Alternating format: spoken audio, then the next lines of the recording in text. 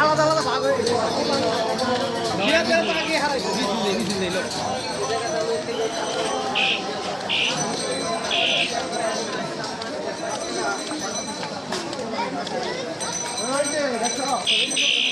কুটি কুটি মানুষ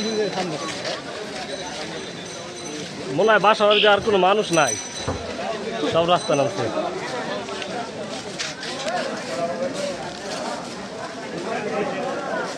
কথা হ্যাঁ না, 5 কেজি মিষ্টি খাওয়ার ঘোষণা দিচ্ছে। টাকা ব্যবস্থা করো।